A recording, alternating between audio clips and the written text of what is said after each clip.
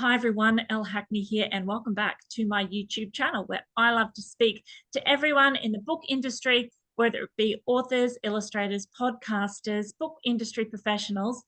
And today I have someone new I'm speaking with who is a speech pathologist, a published author, and a hot chip enthusiast. Can I please welcome Amy Dunjey? Hi, thanks for having me. I'm really excited to talk about your publishing journey because you have two books, The Billabong Bush Dance and Dancing with Dragons. So, Amy, if you could please tell us about yourself and how you came about in the publishing industry. Thank you.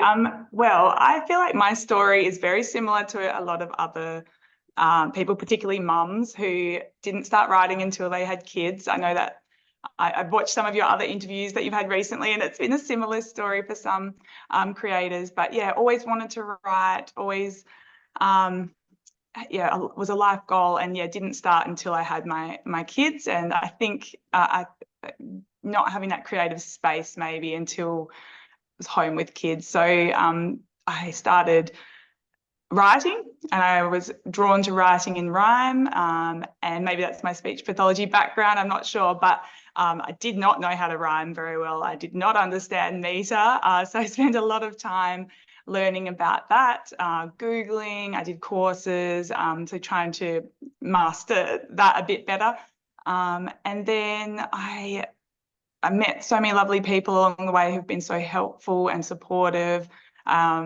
It is such a beautiful industry in terms of the friendships you make and the support you get. And then I went to, I think my first, it's hard to remember now, but I think I went to a CYA conference online, which was great. It was during COVID time, so it went online, which was super helpful for us over in the West. I'm from Perth. And I did some assessments. I entered the competition, the Aspiring Picture Book Author competition, where my story Dancing with Dragons came second. It was called something else back then. And not related to the conference, I then submitted to Larrikin House, who I was very, very fortunate I got picked up from there. So that was my initial journey, which was probably over the space of a few years. Yeah, that was how I got my foot in the door, I guess. So, do you have any sort of information out there for aspiring authors, things you know now that you never did before you got signed? Probably so many things, but I'm trying to think what would be the most important ones. I think most people would have a story of submitting their early work and then looking back and being very embarrassed about that. I definitely have that story where I had not refined my craft at all, thought it was all right, submitted it to some open publishers that were open, and now I look back and go, wow, I had no idea how to rhyme, did not understand meter. So yeah, that's okay. It's so you can move past that. So don't worry if that's you. I wouldn't be alone in recommending finding a group, a critique group. Sometimes you might bounce around a bit until you find people who match your style or style of feedback. But I've been so fortunate. I've got such lovely friends and critique buddies in Perth, and also people I've never met but talk all the time in text and email, who we help each other with work. So try and find your support network. And you can do that, join the groups, Squibby, ASA is great, your local CBCA branch, they all help you network and connect. And then I'm sure everyone says this as well, but the conferences are great to get you, again, linking in with like-minded creatives, but you can enter the competitions if they have them, you can do the assessments. I definitely have found doing those, the pitch sessions or the manuscript assessments have really helped me and have opened up doors for me, those, and for my friends as well. I know that those have been really great opportunities, so I recommend that as well. If you want to write in rhyme, there are great resources out there. and it's not just about the last words rhyming in the sentence. The meter, if it doesn't come naturally, you can learn it. It didn't come naturally to me. But yeah, there's great websites, you know, there's courses you can do. I recommend, yeah, refining that as well. And so your latest published book, Through 5 Mile, was that submitted through the Slush, or was that like a competition as well? How did that come about? So the Billabong bush dance, I had an agent at the time who submitted that and that's how I linked in with 5 Mile, and I have 2 more coming with them in the near future. But yeah, that opened that door. So you can also, yeah, you can. I know that there's different agents you can do assessments with at the conferences as well, and sometimes you can just submit directly through their website. So that is another avenue of opening doors as well, and it definitely helped for me. And is that how you got your agent? Was through CYA, or how did you come across your agent? My agent was through just through their website. They had open submission, and I submitted. And we're actually no longer working together, which no, it's amicable, not dramatic story, but that's also something that you might work with someone for a while, and it helps open doors, and then maybe you have different directions, so but you've got the doors open, so it's, yeah, that's another way of getting into places that might be closed otherwise. Okay. So I love the themes of your books so far. I don't know if there's a like a purpose with that, but it seems like they're all about dancing, which the bush dance and dancing with dragons. Is that sort of like a running theme you have? Someone else has pointed that out. It was completely accidental. I am no way a dancer. It's not been part of my history. It just was an accident. But no, it has been. Yeah, my first 2 books are about dancing. My next ones are not. So the theme is broken, but no, it was completely accidental coincidence. Because I saw them and I went, oh, I must ask. Now you are a speech pathologist, and I've been wanting to talk to you so much about how reading and speech pathology working together. Do you use your knowledge of your speech pathology career with your writing, knowing that is so important?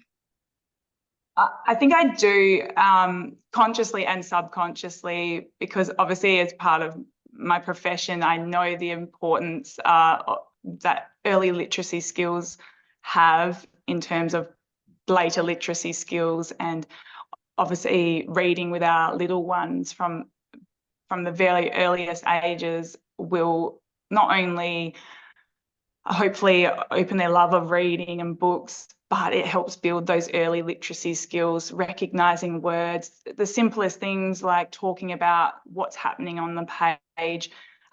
So yeah, we know that reading and sharing books is integral to building those literacy skills. So I think in terms of my writing, I think I'm drawn to rhyme, and whether or not that's related, I'm not sure.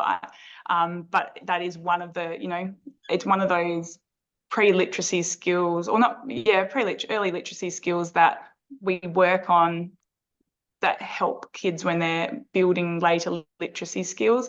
I do try and weave in other elements, you know, alliteration and I guess lyrical style of writing, and other pre-literacy skills I weave in where I can.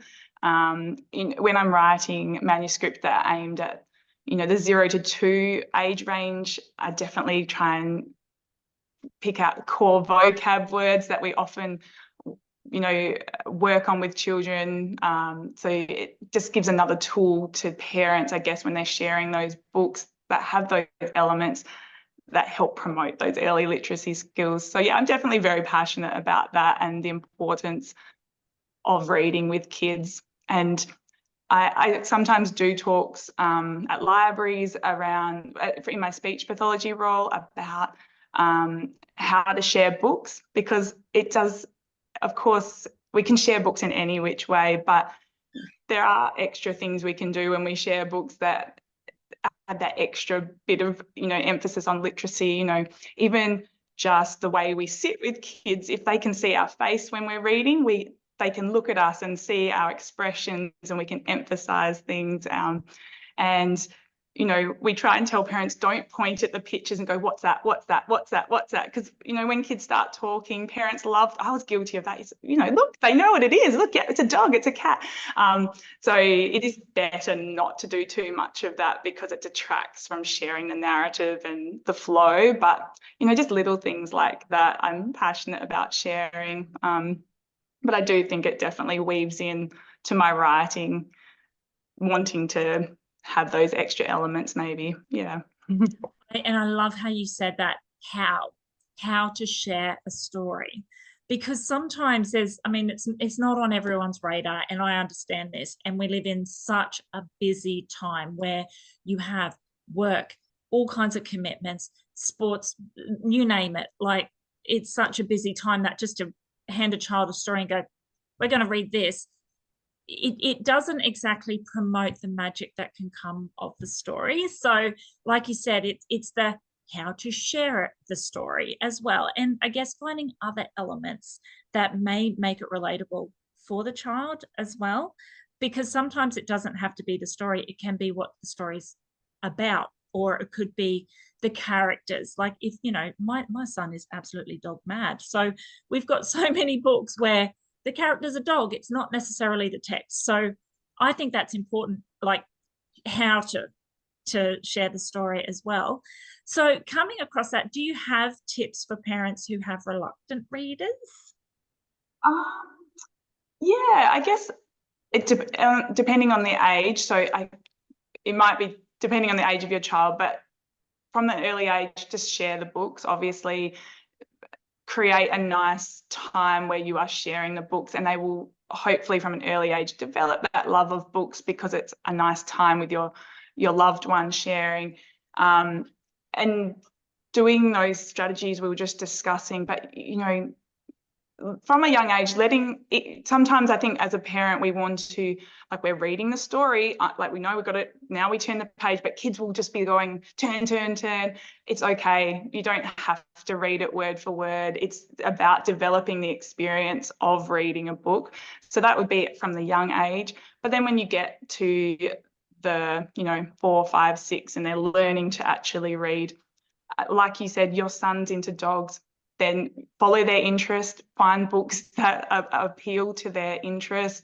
My daughters are 6. I've got twin daughters. They're both, you know, at that age where they're reading, and they want to read what they're into. One's into dinosaurs, one's into unicorns. So we're finding books at the library, the bookstore, that are about those topics, and they are so much more inclined to read them if they're interested in what it's about. Whereas if I picked just unicorn books, one of them wouldn't read. So and finding books at their level. So I think sometimes as parents, we feel this pressure to be pushing them, and maybe even looking over what these kids are, you know, their peers are doing. Just meet them at their level, find books at their level, because there's no point giving them a book that's too difficult, too challenging. It will scare them off. It will not motivate them. So yeah, bring it back, find ones and share with them. Even when they start reading independently, still find that time, maybe at bedtime, that's often a good time to still be reading for them, to them, because it's still, we're still building that love of reading and sharing stories together. We don't have to just go, oh, you can read now, see you later. So those are probably some tips. There's heaps more. There's heaps of. I totally agree with you, because I like to show my children as well. Like, I hate to break it to you, but I'm well into my 40s. But I read everything at the moment. You'll see on my nightstand, I've got Dave Grohl's Storyteller, but then I've got a chapter book that my children are reading. I have a couple of picture books as well. I'm trying to promote to my children, just because you're getting older, please don't think you absolutely have to then get to that next step. You can read whatever the heck you want, and that's fine. So with your children, do you create stories together? Oh, I often ask them for inspiration. I'll be like, I need a new idea. Can they come up with wild and sometimes very good ideas and sometimes not so much. But it is interesting because when I read my stories to them, they always rhyme. So then when I ask them for ideas, they try to give me ideas in rhyme, which is very interesting. But yeah, they definitely inspire ideas. Sometimes it might be incidental. They just say some quirky sentence or idea or a dream they've had. And I'm like, oh, I will just write that down. So yeah, Mummy definitely needs another contract. Come on.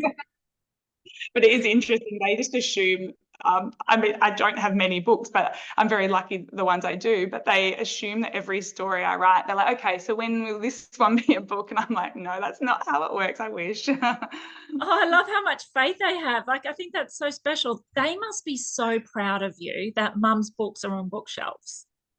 They are. It is actually probably the nicest experience of writing books is how proud they are. And now that they're in school, that their book, I've donated the books to the school library, and they go, oh, my friend took it home today, or the teacher read it in front of the class. I'm like, it's really sweet that they get a little kick out of it.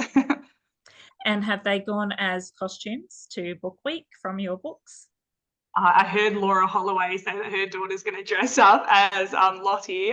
Mine always say they're going to, and then they haven't yet. So, and interestingly, what did they? I'm trying to remember. Last year, my daughter's one went as a koala. She just had this koala book she loved, and the other went as that was that John Carson book about the skull with Attila, the little girl who carries the skull around. So one has a darker sense of what she likes to read, but that was interesting. And this year, I mean, it's a little way off, but one has said she wants to be Moonface from the Magic Faraway Tree. So I know I'm very excited about that.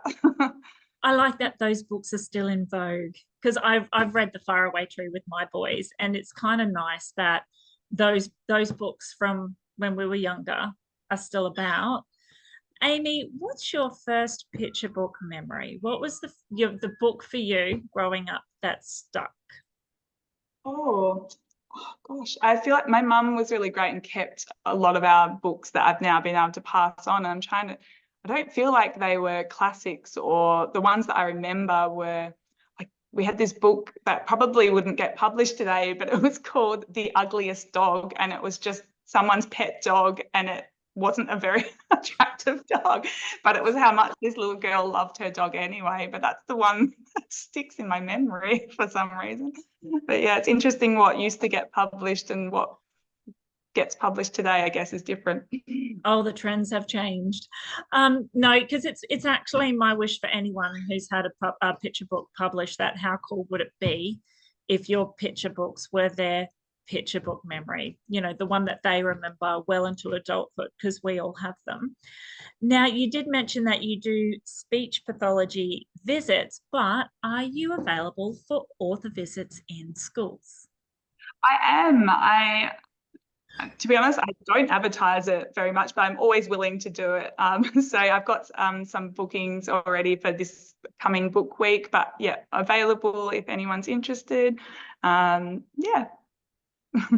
So anyone watching this video who is in Western Australia who would like Amy to do an author visit, so schools, kindergartens, libraries, please contact Amy. She's got some good books available and some more coming out soon. If you are interested in her speech pathology work, Amy, how can they contact you there? Well, I don't actually work privately, so I currently do some lecturing and work at a hospital. So I'm not available, sadly, for private work, but I'm happy to chat to anyone with questions or interest in speech pathology or picture books, of course. So I do have my website, amydunjey.com, and there's a link there. You can chat to me there. And finally, do you have any words of advice for authors out there who would just love to be where you are? Yeah, so like I was saying earlier, just find your group. My group have been so invaluable. They're some of my closest friends now. We talk almost every day. You can find them. Some of mine I found through Facebook groups, and we just happened to connect over some common thread interest, and now we're talking every day. So, and sometimes you can join like a Squibby group, and also I again recommend going to those conferences. I know it, but you know, everything adds up in terms of cost for those conferences, so it's not always viable. But even if you just try, you know, have a one go at an assessment, it's a good experience, and you can open those doors and get those contacts. And even if they don't always end up in a contact, but you often get a lot of valuable advice from them. So don't give up. It is a long road. Often, you know, sometimes it's rare that someone just starts writing and gets a contract. Most people you will speak to, it's a long journey over years and years. You know, and also you can submit to things like the school magazine if you've got short stories, plays, poems, that they're always open, and they're a great place to submit your work as well. So there's more opportunities out there. Yeah. Actually, that's great advice. Actually, you're the first author who has also suggested don't just submit to publishers, but make sure you look out for any opportunity, whether it be for independent magazines, news articles, because really at the end of the day, it all counts towards getting your name out there and building a profile as well. Amy, just a question. Are you on LinkedIn for your writing? I'm not. I'm only on Instagram and a website. Yes, tech challenged a little bit. No, just Instagram, really. No, I had to ask. So everyone out there today, Amy is one passionate person about children's literacy, the importance of having children develop a relationship with reading on any level, and make sure that it's fostered for a lifelong commitment. Amy's someone also who has some fantastic books out there, very approachable, extremely talented. So please check out her socials, share her content, buy her books, review her books, and contact her if you would like a school visit. So Amy, thank you so much for joining me today. I really appreciate it. Thank you so much for having me. It's been lovely.